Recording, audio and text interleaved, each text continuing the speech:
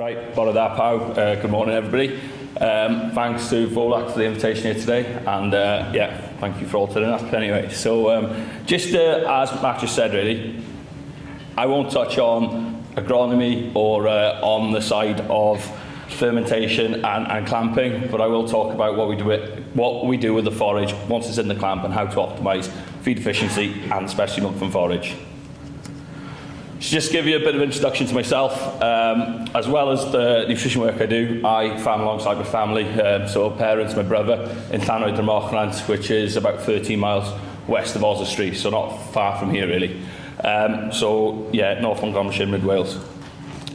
We milk 170 autumn calving cows, doing 10,500 litres, doing about 820 kilos of milk solids.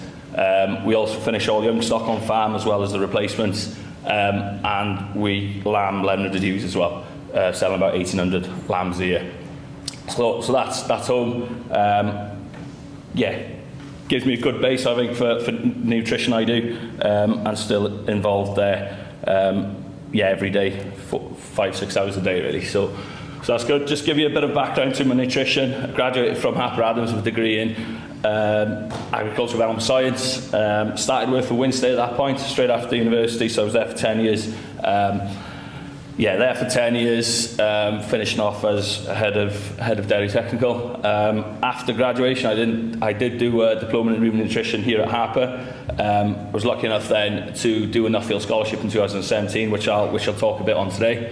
And then during that time I was doing Nuffield, got very involved with with Cornell University and their CNCPS model, which we'll talk through again.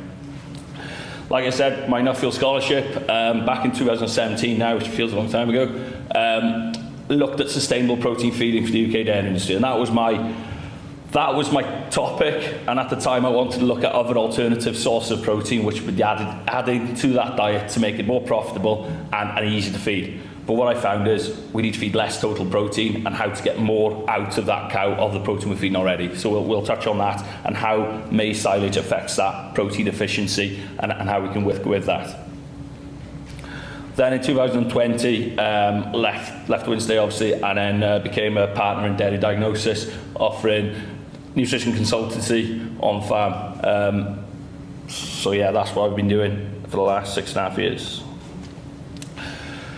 So it's been mentioned a lot in the presentation. Mark mentioned it, milk from forage. You know, we always look at that as a positive KPI in terms of milk production and profitability. Over the last 2 years, probably milk from forage has probably gone out the window. Concentrate's been so cheap. Milk price has been very good, you know, until last autumn. So in terms of that was kind of lost, and we could make more. Yeah, profitability was higher when we looked at when we look at margin over purchase feed over everything really. So in terms of milk from forage, it needs to come back in because of where the milk price has been. So we need to speak about it and how to maximise it.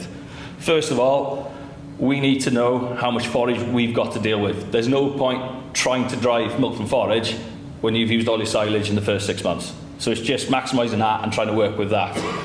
You know, then you've got to look at forage quality and how we can maximise that, and NDF controls a lot of that and how much forage we can get into these cows. So we'll go through all this. Also, you look at forage dry matter costs. Is it a homegrown crop or is it a purchased crop? Like you've got people down in South Wales which would be paying £300 a tonne dry matter for maize silage. Does that work efficiently now as it did 12-18 months ago? No, it doesn't. So make sure we're maximising homegrown forage as best we can. And then it's all about then controlling forage dry matter intake and how we can achieve and maximise it. So that's about looking at the chemical composition, how does it analyse, and also physical factors and presentation of that diet then to try and maximise intakes and get the most out of it. So like there's work to be shown that forage maize inclusion within the diet can increase forage intakes or total intakes by 1 to 2 kilos dry matter. So then it's also about balancing the diet. So we need to match milk from MP, so milk from metabolizable energy, and milk from metabolizable protein. And it varies, you know, in terms of most of the time I do see now that the limiting factor is milk from ME. So we're not getting enough energy into those cows to maximise protein efficiency and making sure we're utilising that protein we're putting into the cow. Like if you bring in a 10.5 ME forage versus 11.5 ME forage, we need just 400 grams of megalac to make that energy difference up. Protein is a lot cheaper to buy, and I always thought that protein was the expensive feed. You know, we can always put an extra, you know, a kilo of rape or soya, which would be cheaper than adding 0.4 megalac, or any protected fat, sorry, but not that I'm trying to take away from your sales, I'm afraid of that. But yeah, so it's all about synchronization, making sure we can get the most out of what you've got, and harvest as much energy and yeah, in the clamp as possible. So then dry matter intakes, how can we control it? Need to maintain consistency and high dry matter intakes. Higher energy intakes, so that's all about your forage, and like I'm saying, and trying to maximise that. What I should have said as well, to make up that difference from a megajoule of energy difference in the clamp, you'd have to probably feed 5 kilos more concentrate to match that same energy demand, which just isn't viable at all. So just to keep on that as well. Diet presentation, accessibility, everyone goes on about it, doesn't it? You know, feed space, push-ups, water access, sorting, chop length, how these all alter feed efficiency and intakes. The dry matter crop, do you go down the compact feeding route to avoid sorting? Do you try and get that diet as palatable as you can? And then everyone talks about the free diets. The diet's formulated, the diet's fed out, and also the diet which the cow eats. So what she's sorting out, what she's leaving behind, and go from there as well. Also, another big factor, which I push as much as I can really, if you have poor transition management, so that last 3 to 4 weeks pre-calving, that has a major impact on total dry matter intakes post-calving. So you won't achieve what you need, and if you're trying to get as much forage into them as you can, you won't achieve it if that cow has had a poor management. So it leads to lower dry matter intakes, lower peak yields, and then lower total milk solids as well. And so it's about maximising that and make sure that cow is set up correct and being off the diet she needs. So during my time on the Nuffield, I went to Cornell University and spent a lot of time actually with Professor Mike Van Amberg. And I went into the meeting with him trying to, right, what do we do? Where do we need to hit starch percentage? Where do we need to get carbohydrates up to? And what percentage protein can I bring them cows to? And he told me straight away, he said, well, slow down. We need to understand NDF first before even attempting to feed the cows. So that just swung me a bit, right, how important is fibre in that total diet? And not just fibre in terms of trying to keep that cow healthy and to avoid rumen acidosis. It's also about how that can control intakes, and we need to maximise that by having a mixture of different forms of fibre and how that breaks down in the rumen. So in terms of NDF controls dry matter, so predominantly some people have worked on percentage dry matter, which would be your total dry matter intake. It's not. First thing you need to look at is NDF and how you can maximise total dry matter intakes from the NDF you're feeding. So how we usually look at it, a cow can eat a total at peak roughly of about 1.25% of her body weight. You know, so a 650 kilo cow will eat roughly just over your 8 kilos of NDF. So that's about trying to work that out. So then you look at EUNDF, which is your EUNDF 240, which is your total undigestible fibre that passes through the cow. So, you know, that can also be a limiting factor in terms of intake. So that would probably peak out at about 0.4 to 0.45% of body weight. So we don't really want no more than about 2.6 kilos of total EUNDF in that diet. You know, and that's a mix. And then you look at the mixture of fast pool versus slow pool as well. Why this matters, it's all about rumen passage and how quick we can digest that food without losing too much nutrients which pass through the rumen too quick, but also not slowing that rumen down too much, that you've got too much NDF, too much EUNDF in that diet, which will severely reduce intakes going forward. I might speak a lot about ANDF-OM, and that's the NDF fraction, which takes into account the ash as well, so the ash is removed. So just in terms of, this gives you that estimate really of NDF intakes per week of lactation, if you get everything right in the transition. So that's where your NDFs can peak at. So if you've got diet, if you've got heifer groups, if you've got fresh groups, if you've got different groups on farm and where you need to target them diets at, that gives you a bit more information in terms of where we can hit them dry matter intakes at and feed the cows accordingly. So yeah, spent a lot of time in Cornell, went over my Nuffield and I've been there 3 times since as well. So it's been really good. But like they always talk that the version 7 of CNCPS hasn't come out yet, but that was a lot of the information we were getting at the time, so that's going to be more crucial in terms of moving forward. So you've got the UNDF, which we just spoke about, but also fast pull and slow pull, where they give you a better understanding of how quick that fibre breaks down on different raw materials or forages in the diet. So you can see the red line is the total, how that forage, that's the maize silage, would ferment in that rumen. So you see that fast pull, which is the direct effect, so it's the light green line along the left-hand side of the screen, of the table, of the graph, sorry. You've then got the slow pull, which is the blue, so that's how you differ different fibres, and then you've got the darker green line, which is along the bottom there, which is UNDF, so that's how that all works out. So as I said, you've either got 2 limiting factors. You either hit NDF first or you hit UNDF.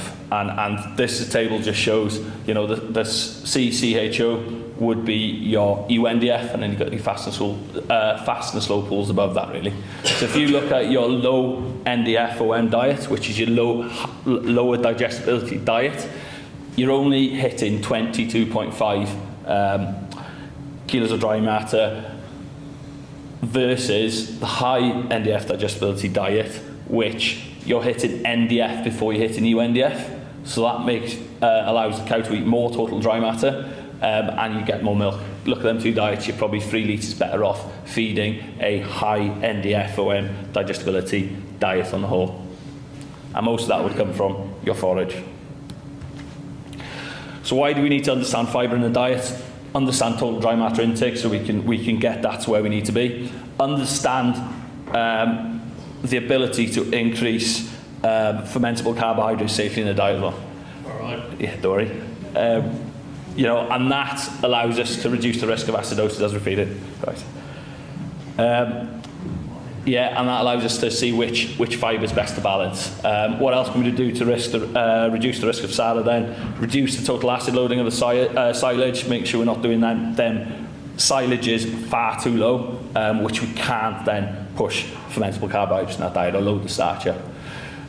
What forms of carbohydrates can we feed with that diet then? Do we need to be safer on the starch side? Do we need to look at, you know, alkaline starch sources like feeding caustic or feeding alka grains, and which digestible fibres do we have to feed alongside that so we don't cause this issue and, you know, do we need to add a buffer or a yeast as well?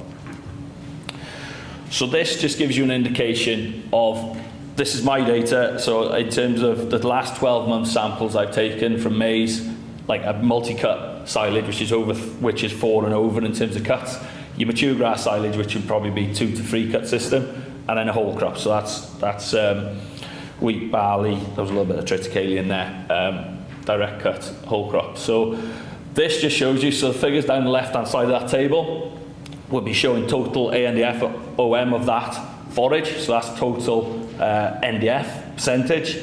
Then the NDF D12, 30, 120, 240 would be what percentage of that total NDF within that percentage of the forage is digestible through them time periods.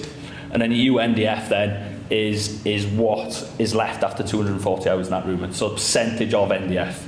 So when we look at that bottom, I've just put it into 13 kilo dry matter intake, which should be average really, and we want to be aiming higher than that. You can see your forage maize has a lower NDF, but UNDF looks high in the higher ones, or looks low, sorry, in the higher ones. But when you times that against each other, we're actually limiting total UNDF at a probably more balanced, stable approach. Then you go across the multi-cut silage. Yes, you're gaining more NDF, but your probably UNDF then is a bit too low. It's passing straight through, if you understand me. Your rumen output will be increased off the back of that. So maize silage and multi-cut silage has a very good balance and works really well in the diet. That mature grass silage, your NDF and UNDF are getting too high that you can't actually get that physical NDF into them. So that would mean you've got reduced intake, plus your energy of that silage will be lower as well. So you'd be down quite a bit in terms of milk or milk potential of that cow.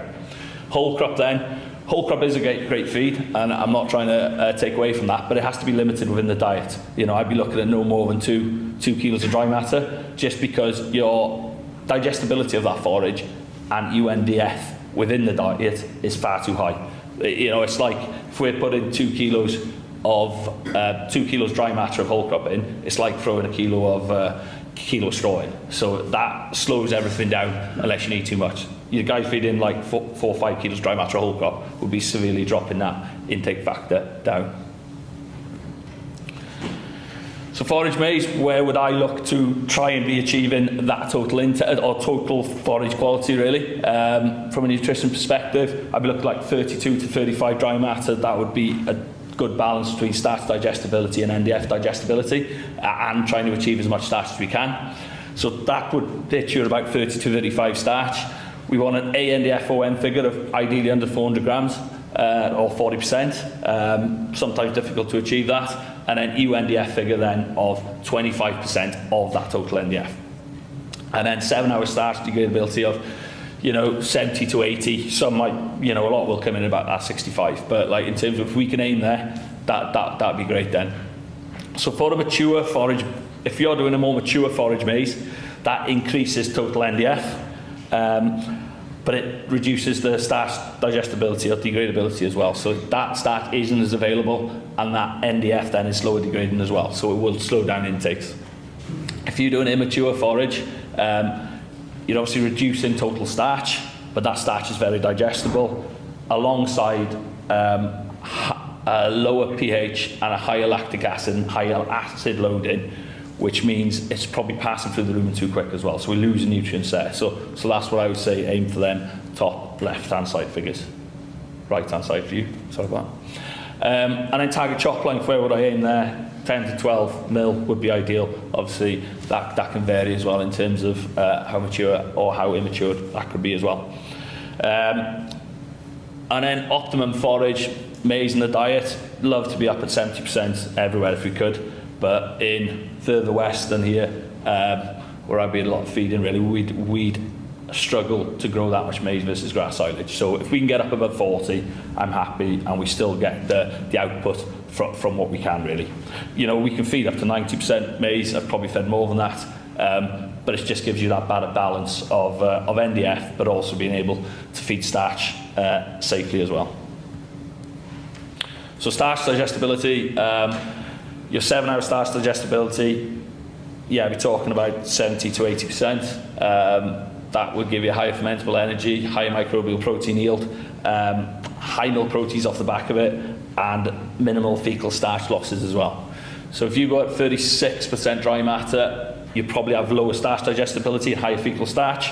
Under 30%, as we've spoken really, lower total starch, higher acid load, higher risk of SARA, and we need to control the NFCs far better within the diet just to achieve what we need to. Protein efficiency then, as I said, I'd come on to that through my nut fill really. So like if you look at total protein that goes into a cow, you know, could be anywhere between 16 to mid-20s, depends if you're grazing or not. But most of the time, only 20 to 30% of that protein that you feed into the cow is converted into a saleable protein product. So that's milk, meat, going there really. And then 70 to 80% is excreted, which as we look at that, we probably get higher losses of ammonia from the cow, and that ammonia within in the slurry has the risk of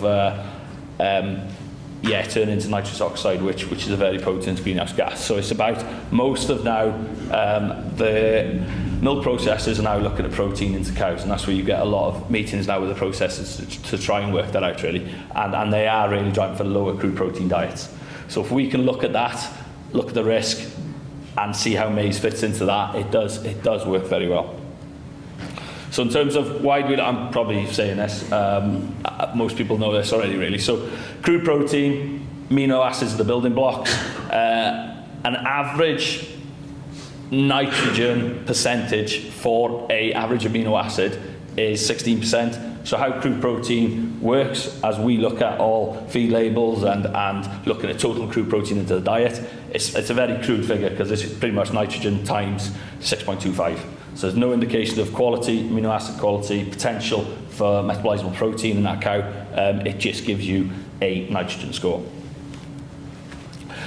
So going through this in terms of metabolizable protein and how the protein digestibility of protein works within the cow. So we feed the diet nitrogen or rumen degradable protein. We feed that alongside carbohydrates in the diet to create microbial protein, which is probably 60 to 70%, depending on where we're aiming the yield of the total crude protein of the diet. And then we add bypass protein in, and in some cases add protected amino acids in as well to achieve what we need in terms of metabolizable protein in the small intestine, which is where the cow can utilise them amino acids either into milk or milk protein, or we get that loss if we haven't used that protein as ammonia out the rumen.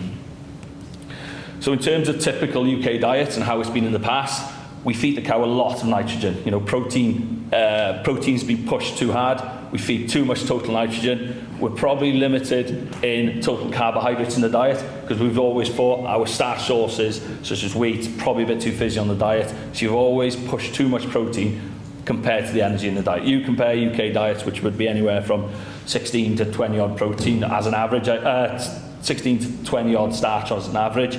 You know, you look in the States where they're feeding close to 30% starch. So that gives you a real indication of what happens there.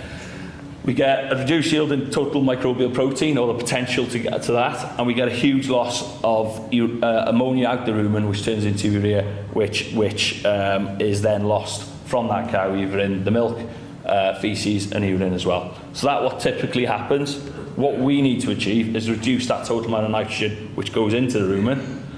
We can then try and increase total carbohydrates by feeding safely, so that's why we look at fibre digestion and try and maximise that out, and that gives us a bigger pool of microbial protein which the bugs have been using to grow through that nitrogen and carbohydrates, and that microbial then is what's grown there and then flushes through to the abomasum and then to the small intestine. That then gives you a reduction in total ammonia leaving that rumen, so hopefully getting less waste. So in terms of how do we get an indication of this, everyone looks at the milk ureas or the farms they deal with or that really. So in terms of they're the figures, so if you've got a milk urea of 200, it's the same as 20 or 0.02 or whatever you see on that text from NML coming through your milk processor. Where I'd be targeting is about that 180 to 220. Some farms which you know the diet's being fed well, consistent, I can drive that a lot lower. But just to give you an indication, low milk ureas, when you're seeing your milk ureas, if they're low, people tend to say, right, we need to ramp up more protein into the diet. Get more protein in, that'll balance that out. Is that the indication? Or if the cows are performing well, milking well, is it just you've got a very efficient cow? If production is down, you've got low milk ureas, probably that's the time to go in with more rumen degradable protein and try and add from there really. If you've got high milk ureas, most people would say, right, okay, high milk ureas, we need to reduce that total RDP in the diet. Probably most of the time you don't see a difference. You know, milk ureas are probably still high, and that's because you haven't got enough fermentable energy in that rumen. Try and drive more energy into them, that might bring that down. You know, and we've got to take account of everything here, not just try and go with the average and do what you always thought is right really.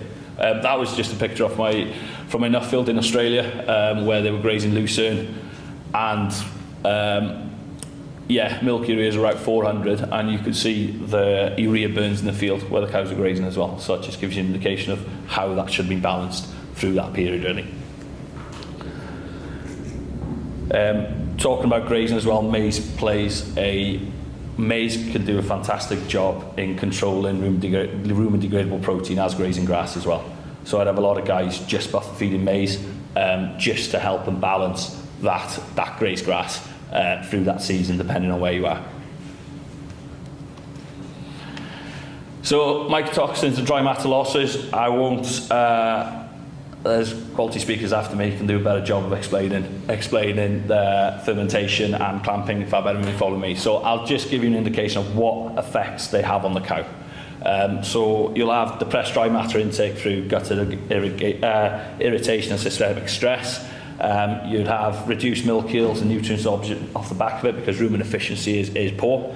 It damages gut integrity and can cause leaky gut as well, which you will be losing nutrients, but also you've got that immune pressure on the cow as well, which you'll definitely lose production from that as well. And obviously reproduction has a major effect on reproduction, poorer heats, early embryonic loss, lower conception off the back of it. Secondary fermentation then, if you've got heat in that silage, you're losing energy, so you're losing the opportunity to make more out of it. Raises pH, causing issues within that rumen efficiency and how that feed can be processed. Starch availability will be reduced off the back of it. And then you're just getting more issue in terms of sorting, lower forage intakes, which is causing a lot of issues. So it's just to give you that indication is, if you're driving for higher milk for forage, you don't want no waste on that maize, because you've lost a lot of energy off the back of it. So in terms of this up for debate, forage is always seen as a cheap source of feed on farm. But with this year, fertiliser costs up, contracting costs up, diesel up off the back of that, obviously. But like in terms of cost of maize versus grass silage, in my opinion, has had a dramatic impact. I think in terms of contracting costs and fertiliser has increased more on a grass silage based system. So too late to obviously change your plans this year, but in terms of this is an ongoing thing, probably maize silage will be cheaper to grow per tonne dry matter moving forward. But we'll see what other people think. The milk solids then, we get a massive increase in milk solids off the back of feeding maize. You know, in terms of milk fat then, the fibre which is passing through that, we're typically going to see more acetate coming through there, which will help boost milk fat. Higher digestible NDF, a very balanced EU NDF 240 figure, and then stable rumen pH off the back of that, because it's got a very balanced starch release, which moves through that diet quite well. Milk protein then, higher milk protein synthesis off the back of feeding more maize, as we've just explained really. So you got higher starch, higher appropriate production, better to energy to protein ratio, we're feeding the correct amount of energy, or should be. Higher total dry matter intake, which improves rumen efficiency and takes that forward. But to do all that, you need to maintain a very high dry matter intake to achieve that. So summary, stealing the tagline for today, maize, what does it give us? Very high energy density, which gives you that energy we require. Low NDF and relatively low EU NDF as well, which keeps keeps that diet balanced and move forward. We've got a very low crude protein, which people might see as a negative, but it is a positive because we can balance that protein to energy ratio. We've got high microbial protein yield because we've got that much starch within the diet, and high milk from forage off the back of that. And we'll get increased milk components as well. But what we have to manage correctly is the dry matter losses in the clamp and the risk of mycotoxin and secondary fermentation as well. So it's just keeping all that in mind to maximise milk, output of total milk solids and health of the cow as well. So that's about it for me today. So any questions off the back of that, please?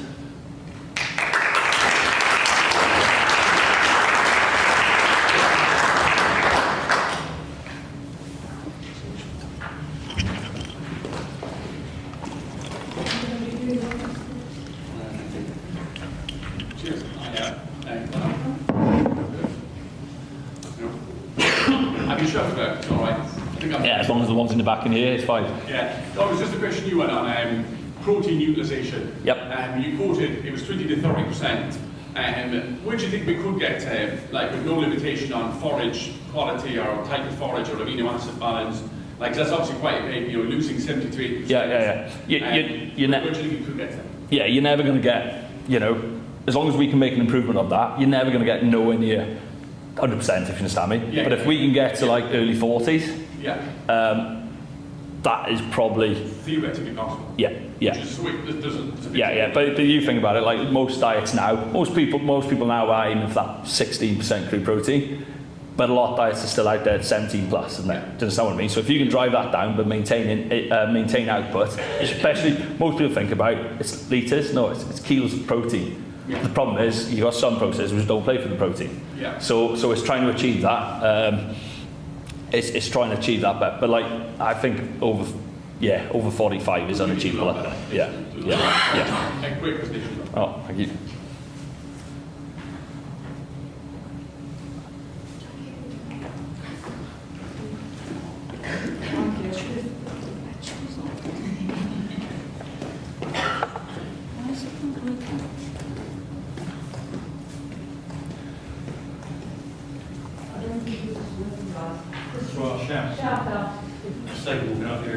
I was just saying, secondary fermentation and aerobic spoilage, not the same thing. No, yeah. So aerobic spoilage is from the air. Yep. And it's usually from maize now not being consolidated properly or taken a long time to get across the face. Yeah.